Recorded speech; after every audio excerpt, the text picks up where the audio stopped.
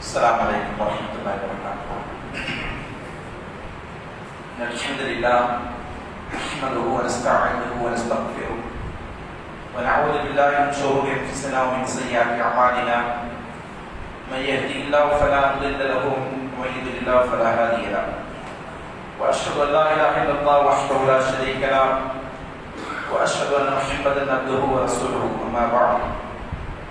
فقد قال الله تعالى في القرآن العظيم والفرقان المجيد فأعوذ بالله من الشيطان الرجيم بسم الله الرحمن الرحيم رب اشرح لي صدري ويسر لي أمري واحلل عقدة من لساني يفقهوا قولي ربي يسر ولا تعسر إن أريد إلا الإصلاح ما استطعت وما توفيقي إلا بالله عليه توكلت وإليه أنيب. الله கருணையாளன் நிகரில்லா அன்புடையவன் அல்லாஹ்வின் பெயரை கொண்டு ஆரம்பம் செய்கிறேன். அல்லாஹ்வின் சாந்தியும் சமாதானம் நபிகள் ஸல்லல்லாஹு அலைஹி வஸல்லம் அவர்கள் மீதும் அவருடைய வழிமுறையை பின்பற்றி வாழ்ந்த உத்தம சஹாபாக்கள், தாபீன்கள், தபா தாபீன்கள், ஐமாக்கள், இன்னும் நல்லடியார்கள் அனைவர் மீதும், குறிப்பாக அல்லாஹ்வின் இல்லத்தில் அவருடைய மார்க்கம் பற்றி சொல்லப்படுகின்ற செய்திகளை செவிமடுக்க வேண்டும். அதன் அடிப்படையில் நம்முடைய இவ்வுலக வாழ்க்கையை அமைத்துக் கொண்டு அதன் மூலம் வறுமையில் வெற்றி அடைய வேண்டும் என்கிற உயர்ந்த லட்சியத்தோடு இங்கே அமர்ந்து கொண்டிருக்கின்ற நம் அனைவரும் மீது வல்ல ரஹ்மான் அல்லாஹ்வின் கருணையும் கிருபையும் நிலவட்டும் என்று பிரார்த்தித்தவனாக ஆரம்பிக்கிறேன். அன்புக்குரிய எனது சகோதரர்களே, பெரியவர்களே, நாம் வாழ்ந்து கொண்டிருக்கின்ற இந்த காலகட்டம் சோதனைகள் நிறைந்த ஒரு காலகட்டம். சோதனைகள் இல்லாமல் ஒரு முஸ்லிம் இந்த உலகில் வாழ முடியுமா என்று கேட்டால் நிச்சயமாக அப்படிப்பட்ட ஒரு வாழ்க்கையை அல்லாஹ் நமக்கு தரவில்லை. அல்லாஹ் தஆலா இந்த பூமியில் நம்மை சோதிப்பதற்காக வேண்டியே படைத்திருக்கிறான். அதில் குறிப்பாக மூமின்களை அல்லாஹ் கேட்கிறான், அஹஸிபன்னாஸு யுத்ரகு யகூலு ஆமன்னா வஹும் லா யுஃப்தனூன். ஈமான் கொண்டோம் என்று சொல்வதனால் சோதிக்கப்படாமல் விட்டுவிடப்படுவீர்கள் என்று நீங்கள் எண்ணிக்கொண்டிருக்கிறீர்களா? நாங்கள் நம்பிக்கை கொண்டிருக்கிறோம், நாங்கள் மூமின்களாக இருக்கிறோம் என்று நீங்கள் சொல்வதனால் எந்த சோதனையும் உங்களுக்கு ஏற்படாமல் இருந்துவிடும் என்று நீங்கள் எண்ணிக்கொண்டிருக்கிறீர்களா? அப்படி ஒரு நினைப்பு உங்களுக்கு இருக்கா அப்படின்னு அல்லாஹ் கேட்டுவிட்டு, வலகத் ஃபதனல் லதீன மின் கப்லிஹிம், உங்களுக்கு முன்பிருந்தவர்களை நிச்சயமாக நாம் சோதித்திருக்கிறோம். நமக்கு முன் சென்ற மக்களை அல்லாஹ் சோதித்திருக்கிறான். இந்த சோதனை அல்லாஹ் எதற்காக தருகிறான் என்று கேட்டால், அல்லாஹ் அவருடைய அன்பை வெளிப்படுத்துவதற்கு அப்படி சோதிக்கிறான். அதனால தான் நபி ஸல்லல்லாஹு அலைஹி வஸல்லம் அவர்கள் சொன்னார்கள், அஷத்துன் நாஸி பலாஅன் அல் அன்பியா, மனிதர்களையே கடுமையான சோதனைக்கு உட்படுத்தப்பட்டவர்கள் யாரு? நபிமார்கள். நமக்கு ஒரு தவறான நினைப்பு இருக்கு. என்னன்னு சொன்னா, அல்லாஹ் என்ன மட்டும் இப்படி சோதிக்கிறான், அல்லாஹ் நம்மளை பிடிக்கவே இல்லை போல இருக்கு, அல்லாஹ் நம்ம மேல வெறுப்பு கொள்றான் போல இருக்கு, நம்மளை வந்து சிலதா நம்ம மேல அல்லாஹ் கோபமா இருக்கான் போல இருக்கு அப்படின்னு செய்யுது. சோதனைகள் வருகிற போது, கஷ்டங்கள் வருகிற போது ஒரு முஸ்லிம் இப்படி எண்ணுகிறான். இப்படி என்னலாமா என்று கேட்டால் எண்ணக்கூடாது. அல்லாஹ்விற்கு பிடிக்காதவர்கள் மீது அல்லாஹ் சோதனையை அனுப்ப மாட்டான், அல்லாஹ் வேதனையை தான் அனுப்புவான். புரியுதுங்களா? சோதனைக்கு வேதனைக்குமான வித்தியாசம் என்ன? சோதனை அல்லாஹ் நம்மை தூய்மைப்படுத்துவதற்காக, அல்லாஹ் நம்மை நேசிப்பதின் அடையாளமாக, நமக்கு மறுமையிலே உயர்ந்த தரஜாக்களை தருவதற்காக அல்லாஹ் இருக்கிறான் சோதனைகளை வழங்குறான். வேதனை எதற்கு வழங்குகிறான்? பாவிகளாக இருக்கிறோம், அல்லாஹ்விற்கு மாறு செய்து வாழ்கிறோம், அல்லாஹ்வுடைய வெறுப்பிற்குரிய மக்களாக இருக்கிறோம். அல்லாஹ் எந்த மக்கள் மீது கோபம் கொள்கிறானோ அந்த மக்கள் மீது தான் அல்லாஹ் செய்வான், அவருடைய வேதனையை அனுப்புவார். அதற்கு சொல்லுவோம் அதாப். அதாப் என்ன செய்வான்? யாருக்கு அல்லாஹ் கொடுப்பான்? அல்லாஹ்வுடைய கோபத்திற்கு ஆளான மக்களுக்கு அல்லாஹ் அதாபை தருவான். எத்தனையோ சமுதாயத்தை அழித்த வரலாறு அல்லாஹ் நமக்கு சொல்லி காட்டுகிறான். நபிமார்கள் அனுப்பப்பட்டு அந்த நபிமாருடைய தூது செய்தியை செவியேற்காத, அதை நம்பிக்கை கொள்ளாத, அந்த தூது செய்தி பாடு செய்த மக்களை அல்லாஹ் பல்வேறு விதமான அதாபுகளின் மூலம் அழித்திருக்கின்ற வரலாறை அல்குர்ஆன் நமக்கு சொல்லி காட்டுகிறான். நபி சாலிஹ் அலைஹிஸ்ஸலாம் அவர்கள் இருக்கட்டும், நபி லூத் அலைஹிஸ்ஸலாம் அவர்கள் இருக்கட்டும், நபி நபி நூஹ் அலைஹிஸ்ஸலாம் அவர்கள் இருக்கட்டும், இப்படி பல நபிமார்கள் அவருடைய வரலாறு அல்லாஹ் நமக்கு சொல்லி காட்டுகிற போது அந்த சமுதாய மக்கள்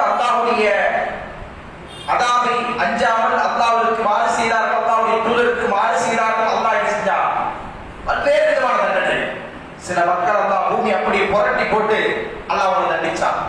வேறு சில மக்கள் மீது அல்லாஹ் அவங்க கல்மழையை பொழிய வைத்தார். மழை வந்து அவங்க வந்து கண்ணா போட்டது. சுப்ஹானல்லாஹ். அப்புறம் என்ன செஞ்சான்? அல்லாஹ் ஒரு சில மக்களை சோதித்தான். இன்னும் சில மக்கள் அல்லாஹ் செஞ்சான் பெரும் வெள்ளத்தால் மழை பூமியில ஊற்று இப்படியே செஞ்சா பூமி முழுக்க கடல் போன்று காட்சியளிக்கக்கூடிய நிலை, அதில் மக்கள் எல்லாம் முழுகி சாகக்கூடிய நிலை. அப்படி அல்லாஹ் செஞ்சிருக்கிறான். அதாவுகளை கொடுத்து மக்கள் அழைத்திருக்கிறான். வேதனை என்பது அல்லாஹ் எந்த மக்கள் அல்லாஹ்வுடைய வாக்குறுதிகளை மறந்து அல்லாஹ்வின் உபதேசங்களை கட்டளைகளை புறக்கணித்து வாழ்கிறார்களோ அவர்களுக்கு இந்த உலகில் தண்டனையாக அல்லாஹ் கொடுப்பது, அதாவாக அல்லாஹ் கொடுக்கிறது. சோதனை என்பது அல்லாஹ் யாருக்கு கொடுக்கிறான்? நீங்க பாத்தீங்கன்னா இந்த வித்தியாசத்தை உங்களுக்கு புரியணும்னு சொன்னா ஒரு சிம்பிள் உதாரணம். அல்லாஹ் அதாப் இறக்கும் போது நூஹ் அலைஹிஸ்ஸலாம் காலத்தில் அதாப் இறங்குச்சு இல்லையா? முதல் அதாப் உலகத்தில் எப்போது இறக்கப்பட்டது? நூஹ் அலைஹிஸ்ஸலாம் காலகட்டத்தில். நமக்கு வரலாறு ஓரளவுக்கு தெரியும். அப்ப அந்த அதாப் இறக்குற போது அங்கே நபி நூஹ் அலைஹிஸ்ஸலாம் அவர்கள் இருந்தார்கள். இருந்தாங்களா இல்லையா? நூஹ் அலைஹிஸ்ஸலாம் அவர்கள் அந்த மக்களோட வாழ்ந்தாங்க. அவர் அல்லாஹ் என்ன செஞ்சான்? நாம் அவரை காப்பாற்றினோம். அதே போன்று அவருடைய ஈமான் கொண்ட மக்களை அல்லாஹ் காப்பாற்றினான். மற்ற மக்கள் எல்லாம் அல்லாஹ் அழிச்சிட்டான். இது ஏன்? இது அதாப், இது சோதனை இல்லை. அதனால அதாபிற்கும் சோதனைக்கும் ஃபித்னாவிற்கும் அதாபிற்குமான வித்தியாசத்தை நாம புரிந்து கொள்ள வேண்டும். அதே முசீபா என்று சொல்லுவோம், சோதனைக்கு நாம் சொல்லுவோம், முசீபத் என்று சொல்லுவோம். அதற்கும் அதாபிற்குமான வித்தியாசத்தை நம்ம புரியணும். அதே நேரத்தில் அல்லாஹ் வந்து நபிமார்களுக்கு சோதனைகளை கொடுத்தான். அவருடைய சமுதாயத்தால் அவர்கள் சோதிக்கப்பட்டார்கள். சொன்னால் துன்புறுத்தப்பட்டார்கள், அல்லது தாக்குதலால் உடல் ரீதியாக துன்புறுத்தப்பட்டார்கள், மன ரீதியாக துன்புறுத்தப்பட்டார்கள், நாடு கடத்தப்பட்டார்கள், கொலை செய்வதற்கு அவர்கள் திட்டமிட்டார்கள். இப்படி என்ன செய்யறோம்? பல்வேறு விதமான சோதனைகளுக்கு நெறிமாறல் அகப்பட்டதை நம்ம பார்க்கிறோம். நபி ஸல்லல்லாஹு அலைஹி வஸல்லம் கூட மக்காவுடைய வாழ்க்கை, அல்லாஹ்வுடைய வாழ்க்கை எப்படிப்பட்ட வாழ்க்கை? சோதனைகள் நிறைந்த வாழ்க்கை தானே. ரசூலுல்லாஹி சந்தோஷமா இருந்தாங்களா? 40 வருடம் அந்த சமூகத்திற்கு மத்தியில சர்வ அங்கீகாரத்தோடு, மரியாதையோடு, மதிப்போடு, கண்ணியத்தோடு வாழ வேண்டிய ஒரு மனிதர் அல்லாஹ்வின் தூதர் என்ற பட்டத்தை பெற்றதற்கு பிறகு என்ன நிலைமை? என்ன நிலைமை? வரக்கா பின் நௌஃபல் சொல்லுகிறார்களா, நீங்கள் உங்களுடைய ஊரை விட்டு வெளியேற்றப்படுகிற போது உயிரோடு இருந்திருக்க வேண்டுமே. நீங்க இந்த நாட்டை விட்டு வெளியேற்றப்படுவீங்க, அப்படி நான் உயிரோடு இருந்தா நான் ஒரு உதவி செய்வேன் என்று வரக்கா பின் நௌஃபல் அவர்கள் சொல்லுகிறார்கள். அல்லாஹ்வின் தூதர் ஸல்லல்லாஹு அலைஹி வஸல்லம் கேட்கிறாங்க, அத முஹ்ரிஜிய கௌமி, என்னுடைய சமுதாயம் என்னை நாட்டை விட்டு வெளியேற்றுமா? தாங்கிக் கொள்ள முடியல, ஏற்றுக்கொள்ள முடியல. அந்த அளவுக்கு அது பாரதூரமான விஷயம். அல்லாஹ்வின் தூதர் ஸல்லல்லாஹு அலைஹி வஸல்லம் அவர்களுக்கும் மக்கா வாசிகளுக்குமான உறவும் பிணைப்பும் அப்படிப்பட்டது. யாருடன் பகை இல்லாமல், யாருடைய வெறுப்பிற்கும் ஆளாகாமல், எல்லாரும் நம்பப்படுகின்ற, எல்லாரும் நேசிக்கப்படுகின்ற ஒரு நபராக அல்லாஹ்வின் தூதர் ஸல்லல்லாஹு அலைஹி வஸல்லம் அவர்கள் அந்த காலகட்டத்தில் இருந்தாங்க. வரலாறு அதைத்தான் சொல்லி காட்டு. அல்லாஹ்வின் தூதர் ஸல்லல்லாஹு அலைஹி வஸல்லம் அவர்கள் அல் அமீன் அஸ்-ஸாதிக் என்று சொன்னார்கள். இப்படிப்பட்ட ஒரு மனிதர் அந்த சமுதாயத்தாலே விரட்டப்படுவார் என்று சொல்லக்கூடிய அந்த செய்தி நம்பும்படியாக இருக்கா? நம்ப முடியுமா? நம்ப முடியுமா? முடியாது. அதனால ரசூலுல்லாஹ் ஆச்சரியமா கேட்கிறாங்க, நான் என்னுடைய ஊர்ல இருந்து வெளியேற்றப்படுவேனா? காரணம் என்ன? அதுக்கான எந்த ஒரு அடையாளமும் அங்கே தென்படல. அப்படி இருக்கக்கூடிய சூழ்நிலையில் தான் அந்த நிலைமை எப்படி மாறிடுச்சு? அல்லாஹ்வின் தூதர் அவர்களை கொலை செய்வதற்கு அந்த மக்கள் திட்டத்தினார். நபி ஸல்லல்லாஹு அலைஹி வஸல்லம் அவர்களை நாடு கடத்துவதற்கு அந்த மக்கள் திட்டத்தினார்கள். நபி ஸல்லல்லாஹு அலைஹி வஸல்லம் அவர்களை சமூக பரிஷ்காரம் செய்வதற்கு, ஊர்களுக்கு செய்வதற்கு அந்த மக்கள் திட்டத்தினார்கள். இதையெல்லாம் தாண்டி அல்லாஹ்வின் தூதர் ஸல்லல்லாஹு அலைஹி வஸல்லம் அவர்கள் சத்திய பிரச்சாரத்தை எடுத்து வைக்கிற போது அதற்கு எதிராக அந்த மக்கள் கற்களால் பதிலடி கொடுத்தார்கள். கற்களால் இருந்தாங்க அல்லாஹ்வின் தூதர் அவர்களை காயப்படுத்தினார். இப்படிப்பட்ட சோதனைகள் எல்லாம் அல்லாஹ்வின் தூதர் அவர்கள் எதிர்கொண்டார். இது ரசூலுல்லாஹி அவர்களுக்கே தெரியலன்னா நாம இப்படி யோசிக்கலாமா? ஏன் அல்லாஹ் என்ன கஷ்டப்படுத்துறான், எனக்கே அல்லாஹ் தரா துன்பங்களை துயரங்களை தருகிறான். அல்லாஹ்வின் தூதர் ஸல்லல்லாஹு அலைஹி வஸல்லம் அவருடைய ஈமான் கொண்ட மக்களும் ஷேக் அபீ தாலிப் என்று சொல்லக்கூடிய பள்ளத்தாக்கிலே ஏறத்தாழ 6 மாதம் என்ன செஞ்சாங்க? உணவில்லாமல் குடிநீர் இல்லாமல் தவித்தார்கள். மரப்பட்டைகளின் இலைகளையும் அவர்கள் சாப்பிட்டு கொள்வாங்க. இப்ப நாம் ஒரு கஷ்டப்படுவது நாம என்ன சொல்றோம்? என்ன அல்லாஹ் ஏன் கஷ்டப்படுத்துறான், என்னையா அல்லாஹ் சோதிக்கிறான், அல்லாஹ்வுக்கு என் மீது கருணை இல்லையா என்று கேட்கிறோமே, அதெல்லாம் அதனுடைய பொருள். அதனால நபி ஸல்லல்லாஹு அலைஹி வஸல்லம் சொன்னாங்க, அஷத்து நாஸி பலாஅன் அல் அன்பியா, மனிதர்களில் கடுமையானவர்களில் சோதிக்கப்பட்டவர்களின் முதன்மையானவர்கள் யாரு? அம்பியாக்கள், நபிமார்கள். சுப்பல் அம்சல் ஃபல் அம்சல். பிறகு யார் தெரியுமா? அவங்களுக்கு இனியா இருக்கக்கூடிய மக்கள் யாரோ அவங்க. நபிமார்களுடைய அடுத்த கேட்டகரியில யார் இருப்பாங்க? சுவாலிஹீன்கள், ஷுஹதாக்கள். அவங்க என்ன செய்வாங்க? சித்திகீன்கள். அவர்கள் அடுத்த கேட்டகரியில சோதிக்கப்படுவாங்க. இது சொன்னாங்க ஸல்லல்லாஹு அலைஹி வஸல்லம். ஒரு மனிதன் இதா கான ஃபீ தீனி ஸலாபத்தன் ஸீத ஃபீ பலா, ஒரு மனிதன் மார்க்கத்தில் உறுதியானவனாக இருந்தால் அவனுக்கு சோதனைகள் அதிகமாக கொடுக்கப்படும். நம்ம பார்வையில் எப்படி இருக்கும்? இந்த மனுஷன் நல்லா தான் தொழுதுட்டு இருக்கிறாரு, அல்லாஹ்னு இருக்கிறாரு, இபாதத்துல முழுமையான ஈடுபாடு இருக்கிறார், ஆனா அவர் வாழ்க்கையில் முன்னேற மாதிரி தெரியலையே. நம்ம எப்படி இட போறோம்? அவர் வந்துட்டு வாழ்க்கையில் முன்னேற மாதிரி தெரியலையே. கடன்ல அகப்பட்டு இருக்கிறாரு, கஷ்டத்துல இருக்கிறாரு, நஷ்டத்துல இருக்கிறாரு, குடும்பத்துல பிரச்சனை இருக்கு, என்ன இவருக்கு கிடைச்சிச்சு அப்படின்னு நினைச்சோம். அதை ஏராளமாக பார்ப்போம் என்றால் மனிதனின் அறிவு மிக குறுகிய அறிவு. என்ன செய்யலாம்? ஒரு பழமொழி என்று சொல்லுவாங்க தமிழ்ல, நாளைக்கு கிடைக்கிற பலாக்காயை விட இன்றைக்கு கிடைக்கிற கலாக்காய் மேலானது அப்படின்னு சொல்லுவாங்க. இதுக்கு ரெண்டு வித்தியாசம் தெரியுமா?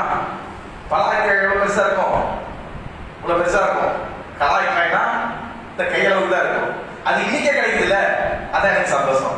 இவ்வளவு பெருசா நாளைக்கு கிடைக்குமேப்பா, கொஞ்சம் பொறுமையா இருக்குப்பா, முடியாது எனக்கு இப்ப கிடைச்சா அதான் எனக்கு சந்தோஷம் அப்படின்ற ஒரு குறுகிய எண்ணம் தான் மனிதர்கள் இருக்கு. அப்ப அதனால அவன் என்ன செய்யறான்? இந்த மனிதன் தன்னுடைய கண்ணுக்கு முன்னால் கஷ்டப்பட்டு துன்பப்பட்டு வாழ்வதை பார்க்கிற போது இவனுக்கு என்ன எண்ணம் தோணுது? இபாதத் செஞ்சு அமல் செஞ்சு அல்லாஹ் அல்லாஹ் கிடந்து இவனுக்கு என்ன கிடைச்சிச்சு? ஒண்ணுமே கிடைக்கலையே அப்படின்ற மாதிரி செய்வான். அந்த மனிதனை பார்த்து ஏளனமாக பார்க்கிறான். இந்த உலக வாழ்க்கையின் யதார்த்தத்தை புரியாததன் காரணமாக அந்த மனிதன் இப்படி சிந்திக்கிறான். இந்த உலகத்தில் அல்லாஹ் நம்ம எதற்காக படைச்சிருக்கிறான்? துனியாவிலே நம்ம நிரந்தரமா வாழ்வதற்காக வேண்டியா, நிலையான வாழ்க்கைக்காக வேண்டியா? கிடையாது. அல்லாஹ் எதற்காக படைச்சிருக்கிறான்? தற்காலிக வாழ்க்கை. அல்லாஹ் சொல்லுகிறான், அல்லதி ஹலக்கல் மௌத வல் ஹயாத லியப்லுவுக்கும் அய்யுக்கும் அஹ்ஸனு அமலா. அவன்தான் உங்களுக்கு வாழ்வையும் மரணத்தையும் படைத்திருக்கிறான். எதற்காக? லியப்லுவுக்கும் அய்யுக்கும் அஹ்ஸனு அமலா, உங்களில் அழகான அமல் செய்யக்கூடியவர்கள் யார் என்பதை சோதிப்பதற்காக வேண்டி. சுப்ஹானல்லாஹ். நம்ம அமல் அல்லாஹ் சோதிக்கிறான். அதைத்தான் அல்லாஹ் தஆலா சூரத்துல் அன்கபூத் என்று சொல்லக்கூடிய 29வது அத்தியாயத்தில் 2வது 3வது வசனத்தில் நமக்கு சொல்லி காட்டுகிறார். ஹஸ்பன் நாஸு யத்ரகு யகுல் அமன்னா வஹும் லா யஃப்தரூன். ஈமான் கொண்டோம் என்று சொல்வதனால் மட்டும் அந்த மக்கள் சோதனைக்குள்ளாக்கப்படாமல் விட்டுவிடப்படுவார்கள் என்று எண்ணிக்கொண்டிருக்கிறார்களா? ஈமான் கொண்டால் அல்லாஹ் சோதிப்பான். இப்ப எதற்காக சோதனை? சோதனை எதற்காக? அல்லாஹ் என்ன சொல்றான்? உங்கள் யார் அழகிய செயல்களை செய்கிறார்கள் என்பதை சோதித்தறிவதற்காக. இந்த உலகம் என்பது இல்ல நமக்கு நிரந்தரமான ஒரு வசிப்பிடமோ தங்குமிடமே அல்ல. இந்த உலகத்துல நாம ராகத்தா இருக்கணும்னு நினைச்சா அது முடியாது. ராகத்தா இருக்க நினைச்சா அது முடியவே முடியாது. அப்துல்லாஹ் பின் மஸ்ஊத் ரலியல்லாஹு அன்ஹு சொல்கிறார்கள், லிகுல்லி ஃபர்ஹத்தின் தர்ஹா. ஒவ்வொரு சோதனைக்கு, ஒவ்வொரு சந்தோஷத்திற்கு பிறகும் ஒரு சோதனை இருக்கு. வமா முனிய பைத்துன் ஃபர்ஹன் இல்லா முனிய தர்ஹா. எந்த வீடு சந்தோஷத்தால் நிரம்பி இருக்கிறதோ அந்த வீடு துக்கத்தால் நிரம்பி இருக்கு. அப்படித்தானே? ஒரு பிறப்பு நடக்கிறது ஒரு வீட்டுல, எல்லாரும் கேட்டாச்சு, சந்தோஷம், குழந்தை பிறந்துருச்சு, எல்லாம் எப்படி சொல்றோம்? சந்தோஷமா சொல்றோம். அதுக்காக என் வீட்டுல யாருமே பௌத்தாக மாட்டாங்க, அவங்க ஆக மாட்டாங்க. அவங்க அடுத்தது மரணம். இது வரைக்கும் சந்தோஷம், உடனே எப்படி மாறுது? மரணத்தால அது துக்கமா மாறுது. இப்படி மாறதான் வாழ்க்கை. இந்த யதார்த்தத்தை நம்ம புரிந்து கொண்டோம். நாம் இந்த உலகத்தில் என்ன செஞ்சிருக்கிறோம், எதற்காக நீ வந்திருக்கிறோம் என்பதை புரியும்.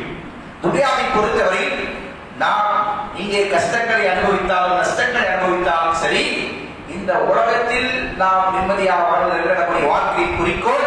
இந்த உலகத்தை கொண்டு நாம் மறுமை நிம்மதியாக வாழ்வதற்கான வாழ்க்கையை சேர வேண்டும். அதான் நம்முடைய வாழ்க்கையை குறிக்கோள். துன்யா மஸ்ரஅத்துல் ஆখিরা. துனியா என்பது ஆகிரத்திற்கான விவசாய இடம். சுப்ஹானல்லாஹ். எப்படிப்பட்ட இடம்? இந்த இடத்துல நாம் என்ன விதைக்கிறோமோ அதைத்தான் என்ன செய்யறோம்? எங்க அறுவடை செய்ய போறோம்? மறுமையில் அறுவடை செய்ய போறோம். இந்த உலகத்துல இஸ்லாம் சொன்ன செய்தி இது. அல்லாஹ் ஸல்லல்லாஹு அலைஹி வஸல்லம் துனியாவை எப்படி சொல்றாங்க? மஸ்ரஅத்துல் ஆখিরা, ஆகிரத்திற்கான விவசாய இடம். இங்கே நீங்க விளைச்சல் எதிர்பார்க்க கூடாது. என்னத்தை எதிர்பார்க்கணும்? இங்க உழைப்பு மட்டும்தான் எதிர்பார்க்கணும். உழைச்சி எவ்வளவு முடியுமோ உழைத்து களைத்து சோர்வடைந்து அதுல நஷ்டங்கள் ஏற்பட்டு வலிகள் ஏற்பட்டு எல்லாத்தையும் தாண்டி இந்த உலகத்தில் நம்ம வாழணும். எதற்காண்டி? அதனுடைய விளைச்சலை பெறுகின்ற நாளுக்காக. அதனால்தான் அல்லாஹ் சொல்றான், எல்லா ஆத்மாவும் மரணத்தை சுவைத்தை தூய்மையை சொல்லிவிட்டு அதான் சொன்னா, فَمَنْ زُحْزِحَ عَنِ النَّارِ وَأُدْخِلَ الْجَنَّةَ فَقَدْ فَازَ. யார் நரகத்திலிருந்து காப்பாற்றப்பட்டு சொர்க்கத்தில் நுழைவிக்கப்பட்டாரோ فَقَدْ فَازَ, அவன் மிகப்பெரிய வெற்றியை ஈட்டிவிட்டான். وَمَا الْحَيَاةُ الدُّنْيَا إِلَّا مَتَاعُ الْغُرُورِ. இந்த உலக வாழ்க்கை என்பது ஒரு ஏமாற்றக்கூடிய ஒன்று. உலகத்தில் ஏமாந்து போயிடாதீங்க. உலகத்துல ஏமாந்துடக்கூடாது. உலகத்துல ஏமாந்து சொன்ன என்ன ஆயிடும்? எங்க அதோட ரிசல்ட் நம்ம பார்ப்போம்? ரிசல்ட் எங்க பார்ப்போம்? ஆகிரத்துல பார்ப்போம். ஒண்ணுமே இல்லை. உலகத்துல நாம சோதனைகளை, கஷ்டங்களை, நஷ்டங்களை அனுபவித்து அதையெல்லாம் பொறுமையாக தாங்கி கொண்டோம் என்று சொன்னால் அல்லாஹ் சொல்றாங்களா, இன்னமா யுவஃபஸ் ஸாபிரூன அஜ்ரஹும் பிகைரி ஹிசாப். பொறுமையாளர்களுக்கு அவர்களுக்கான கூலி கணக்கின்றி கொடுக்கப்படும். அல்லாஹ் அக்பர். அந்த நாளை நாம் பேசுவோம், அளவில்லாத கூலியை பெறுவோம். அதுதான் இந்த உலகத்துடைய வாழ்க்கை நோக்கமாக நமக்கு இருக்க வேண்டும். ஏனென்றால் இந்த உலகத்தில் நாம் சந்திக்கக்கூடிய எல்லாமே அது அற்ப காலம். மறுமை நாளுடைய வாழ்க்கை எப்படிப்பட்டது? அல்லாஹ் நாளை நம்மை விசாரணைக்காக நிறுத்துவான். அந்த நாள் எப்படிப்பட்டது? எப்படிப்பட்ட நாள்? 50,000 வருடங்களுக்கு சமமான ஒரு நாள். அவர் விசாரணைக்காக எல்லாம் நிறுத்தக்கூடிய நாள். அப்போ உலக வாழ்க்கை 50 வருடம் 60 வருடம் என்பதை நாம் பேசுறோம். நீங்க படைப்பாக பார்க்கிறோம் என்று சொன்னால் அந்த நாள் எண்ணி பாருங்கள். அப்படிப்பட்ட ஒரு நாள் நாம் பேசுறோம் வெற்றி பெற வேண்டும். அந்த நாளில் நாம் நரகத்திற்கு சென்று விடக்கூடாது. நரகம் எப்படிப்பட்டது? அல்லாஹ் ஸல்லல்லாஹு அலைஹி வஸல்லம் நரகத்தை பற்றி சொல்லுகிற போது சொன்னார்கள், அந்த நரகம் 1000 ஆண்டு மூட்டப்பட்டது, தீ மூட்டப்பட்டது. எப்படி மாறிச்சது? வெண்மை நிறமாக, சாம்பல் அப்படியே வெண்மையா மாறிடுச்சு. பிறகு மறுபடியும் ஒரு 1000 வருடங்கள் அது அப்படியே செஞ்சிச்சு, சிகப்பு பழுப்பு நிறமா மாறிடுச்சு. பிறகு மீண்டும் ஒரு 1000 வருடங்கள் அது அப்படியே கருத்து கருக்கட்டி ஆகிவிட்டது. எப்படி இருக்கிற நரகம்? இந்த நெருப்பை எரிஞ்சு செஞ்சு கருத்து கருக்கட்டையாக கிடைக்கும். அப்படிப்பட்ட நரகத்திற்குள்ளதான் அல்லாஹ் இஸ்லாம் இந்த உலகத்தின் சோதனைகளை தாங்காமல், அல்லாஹ்வுடைய கட்டளைகளை கேளாமல், அல்லாஹ்வை மறந்து வாழ்கின்ற பாவிகளை தூக்கி இருக்கிறான். அப்படிப்பட்ட நரகத்திலிருந்து நாம வீழ்ச்சி பெறுகிறோம் என்று சொன்னால், மோட்சம் பெறுகிறோம் என்று சொன்னால், ஈடேற்றம் அடைகிறோம் என்று சொன்னால், அதுதான் இந்த வாழ்க்கையில் நமக்கு கிடைக்கக்கூடிய மிகப்பெரிய பேரின்பம் என்பதை நாம் உணர்ந்து கொள்ள வேண்டும். அப்ப அந்த அடிப்படையிலே இந்த உலகத்தில் நாம் நினைச்ச முடியாது, நிம்மதியாக வாழ முடியாது. இந்த உலகத்தை நாம சந்தோஷமா வாழ நினைச்சா அது காணலையே. நிறைய வாழ்க்கையில சொர்க்கத்தை தவிர வேறு எதுவும் இல்லை. மனிதனுக்கு நிலையான நிம்மதியை தரக்கூடிய, சந்தோஷத்தை தரக்கூடிய ஒன்று இல்லை. அதே போன்று நரகத்தை தவிர ஒரு மனிதனுக்கு நிலையான அதாமை தருகின்ற வேறு ஒன்று இல்லை. அப்ப இந்த உலகத்தில் ஏற்படுகின்ற எல்லா துன்பங்களும் அதோடு ஒப்பிடுகின்ற போது என்னது ரொம்ப லேசான அற்பமான விஷயம். அதன் அடிப்படையில் நாம் பேசுறோம், இங்கே சந்திக்கக்கூடிய அத்தனை நன்மை தீமைகளை நாம் பேசுறோம் சோதனைகளில் அல்லாஹ்விற்கு அவனுடைய அதை பொறுமையாக சகித்துக் கொள்ள வேண்டும். அல்லாஹ்வின் தூதர் ஸல்லல்லாஹு அலைஹி வஸல்லம் சொல்லுகிறார்கள், யவத்து அஹ்லல் ஆஃபியத் யௌமல் கியாமா. இந்த உலகத்துல யார் நிம்மதியா இருக்கிறாங்க, ஆஃபியத்தோடு இருக்கிறாங்க. ஆஃபியத் என்று சொன்னால் நம்ம அல்லாஹ்வின் தூதர் ஸல்லல்லாஹு அலைஹி வஸல்லம் அதை வேண்டி பிரார்த்திங்கள் என்று சொல்றாங்க. இதா சஅல்துமுல்லா ஃபஸ்அல் ஆஃபியா. அல்லாஹ்விடம் நீங்க கேட்கிறதா என்ன கேளுங்க, ஆஃபியத்தை கேளுங்க. ஆஃபியத் என்று சொன்ன அர்த்தம் சுபிட்சமான வாழ்க்கை, நல வாழ்வு, நோய் நொடி இல்லாத, கஷ்ட நஷ்டம் இல்லாத, துன்பங்கள் இல்லாத அப்படிப்பட்ட ஒரு வாழ்க்கை நம்ம அல்லாஹ்விடத்தில் வேண்டும் என்று கேட்கலாம், தப்பில்லை. ஆனா அதே ஒருவருடைய வாழ்க்கை அமைஞ்சிருச்சுன்னு சொன்னான். உலகத்துல அவனுக்கு வாழ்க்கையாவே அப்படி மாறிடுச்சு சொன்னா அல்லாஹ்வின் தூதர் ஸல்லல்லாஹு அலைஹி வஸல்லம் அவர்கள் சொல்லுகிறார்கள், யவத்து அஹ்லுல் ஆஃபியத் யௌமல் கியாமத்தி ஹீன யுர்ஜா அஹ்லுல் பலாஇ ஸவாப்.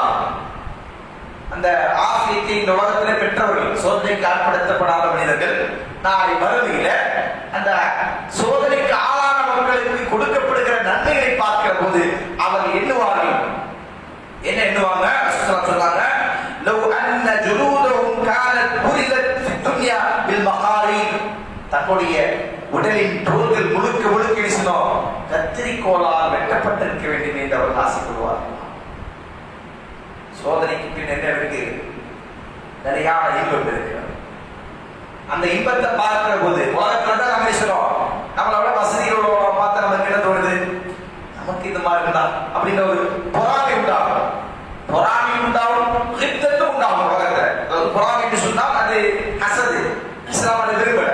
கித்தத் என்று சொன்னால் ஆர்வம் கொடுத்தல், ஆசைப்படுதல், அது கூடும். சரிங்களா? அவருக்கு இல்லாம போட்டு எனக்கு கிடைக்கணும்னு நினைச்சா அது பொறாமை. அவருக்கு இருக்கட்டும், அல்ஹம்துலில்லாஹ், எனக்கு அது மாதிரி தான் நல்லா இருக்கும் அப்படி நினைக்கிறது அது இஸ்லாமில அனுமதிக்கப்பட்ட விஷயம்.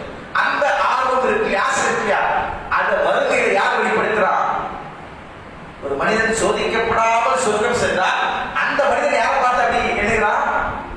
சோதனையோடு சொர்க்கம் சென்ற ஒரு மனிதன் சோதனையினால் மறுமையில் அவருக்கு அதிகமாக கூலி கொடுக்கப்படுவதை பார்க்கிற போது அவருடைய மனம் என்ன செய்யும்?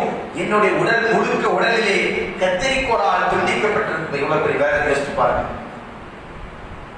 கத்தியால் ஒரே வெட்டிட்டா முடிஞ்சு வச்சு கதை உயிர் போயிடுச்சு. உடல்ல ஒவ்வொரு உறுப்புகளை சொன்னால் பெரிய கத்திரிக்கோடு இந்த நம்ம கிளாஸ் பண்ணுறதுக்காக பயன்படுத்த முடியாது, அந்த மாதிரி பெருசு.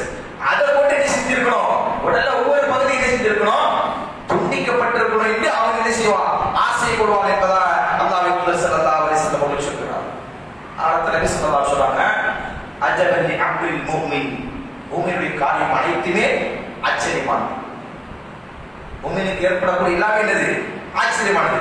இந்த அம்ருஹு குல்லுஹு கைருன் என்றால் எல்லாமே அவனுக்கு நல்லதான். எதெல்லாம் நன்மை? இன் அஸாபத்து ஸர்ரா ஷக்கர, அவனுக்கு ஏதாவது சந்தோஷத்தை தருகின்ற விஷயம் நடந்து விட்டால் அதற்கு அவன் அல்லாஹ்வுக்கு நன்றி செலுத்துகிறான். ஃபகான கைரன் லஹு, அவனுக்கு நன்மையாகி விடுகிறது. வைன் அஸாபத்து ஸர்ரா, அவனுக்கு ஏதாவது தீங்கு தரக்கூடிய துன்பம் தரக்கூடிய விஷயம் நடந்து விட்டால் ஸபர, அவன் என்ன செய்றான், பொறுமை காக்கிறான். ஃபகான கைரன் லஹு, அது அவனுக்கு நன்மையாகும். அப்ப நாம சோதனைகளை வேண்டும் என்று கேட்கறதுக்கு மாற்றத்தில் நன்மை இல்லை. இப்படிலாம் நன்மை இருக்குன்னு சொன்னோம்னா யாரா எனக்கு சோதனையை தாங்க யாரும் பிரார்த்திக்க கூடாது, அப்படி மாற்ற நமக்கு சொல்ற. சரிங்களா? ஆஃபியத்தை தான் கேட்க சொல்லியிருக்கு. ஆனா சோதனை வந்தா ஒரு முறை நினைச்சிடும், சோதனை வந்தா நினைச்சிடும், அதை கண்டித்து கொண்டு விடக்கூடாது, அதனால கலங்கிடக்கூடாது. அதனால் அல்லாஹ்வுடைய விதிக்கு புறம்பான விஷயங்களை பேசிவிடக்கூடாது.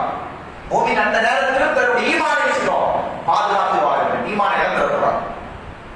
நிறைய பேர் சோதனையின் போது என்ன செய்வான், ஈமானை விட்டு தரப்பட்டிருப்போம். ரசூலுல்லாஹி சொல்லி காட்டினான், உங்களுக்கு அடுக்கடுக்கான சோதனைகள் வரை இருக்கிறது. இந்த சோதனைகள் எப்படிப்பட்டது?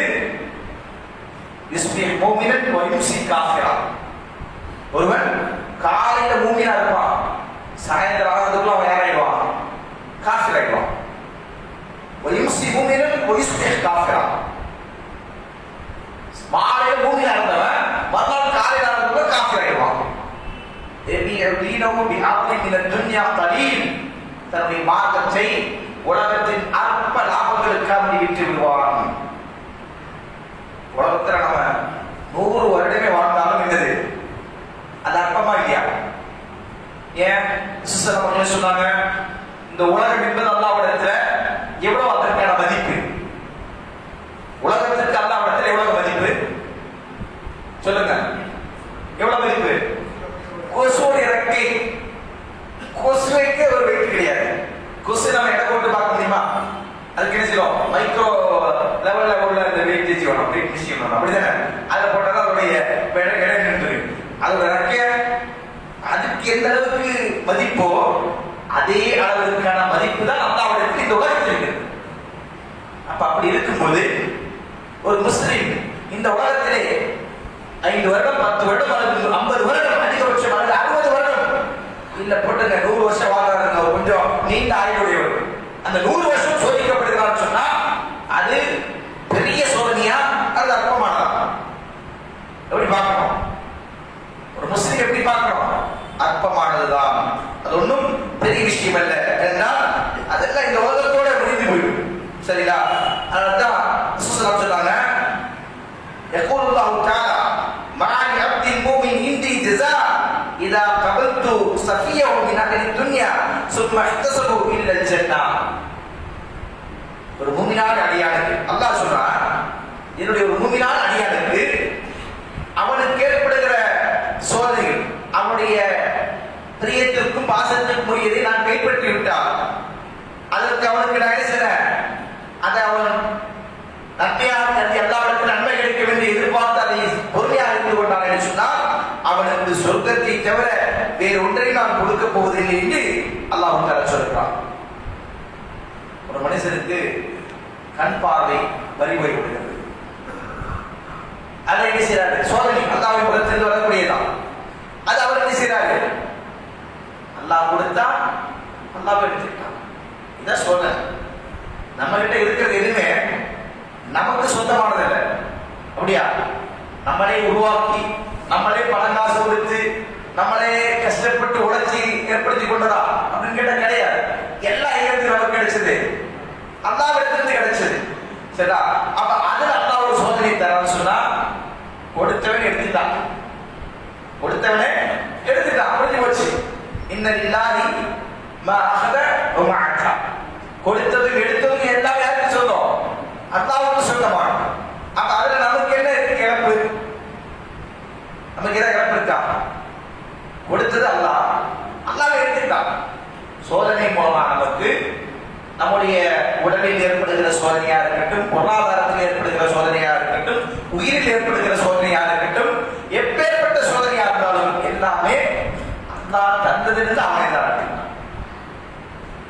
அதான் அல்லாஹ் சொல்றான், وَلَنَبْلُوَنَّكُمْ بِشَيْءٍ مِنَ الْأَمْوَالِ وَلَنَبْلُوَنَّكُمْ بِشَيْءٍ مِنَ الْخَوْفِ وَالْجُوعِ وَنَقْصٍ مِنَ الْأَمْوَالِ وَالْأَنْفُسِ وَالثَّمَرَاتِ وَبَشِّرِ الصَّابِرِينَ. நாம் உங்களை பசி, அச்சம், பொருளாதாரத்தில் ஏற்படுகின்ற இழப்பு, விவசாயத்தில் ஏற்படுகின்ற இழப்பு, உயிர் சேதம் ஆகியவற்றின் மூலம் நாம் உங்களை சோதிப்போம்.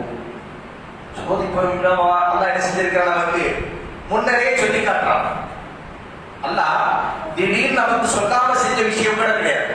அல்லாஹ் நம்மகிட்ட சொல்லிட்டான், நீ மூமியான உலகத்துல வாழணும்னு ஆசைப்படுறியா? முஸ்லிமா வாழணும்னு ஆசைப்படுறியா? அப்ப என்ன சொல்றாங்க? நான் உன்னை சோதிப்பேன். முஸ்லிம் சொன்னா அல்லாஹ்வை பொறுத்து சோதனை, மூமின் சொன்னால் சோதனை இல்லையா அல்லாஹ் சோதிக்க மாட்டான், விட்டுருவோம். அதனால ரசூலுல்லாஹ் சொன்னாங்க, அத்-துன்யா சிஜ்னுல் லில் முஃமின் வ ஜன்னத்துல் லில் காஃபிர். உலகம் மூமின்களுக்கு சிறைச்சாலை, காஃபிர்களுக்கு சொர்க்கச்சோடு. காஃபிர் என்ன செய்யணும்? எப்படி வேணாலும் வாழட்டும். அதனால அவனுக்கு ஹலால் ஹராம் என்கிற கட்டுப்பாடுலாம் எல்லாம் பண்ணிசலாம், கண்டதை கழியதை அனுபவித்து வாழலாம். அவனுக்கு அந்த வரமுறையெல்லாம் கிடையாது. மது அருந்தக்கூடாதுன்னோ, விபச்சாரம் செய்யக்கூடாதுன்னோ, திருடக்கூடாதுன்னோ, பொய் சொல்லக்கூடாதுன்னோ எந்த கட்டுப்பாடாவது இருக்கா? கிடையாது.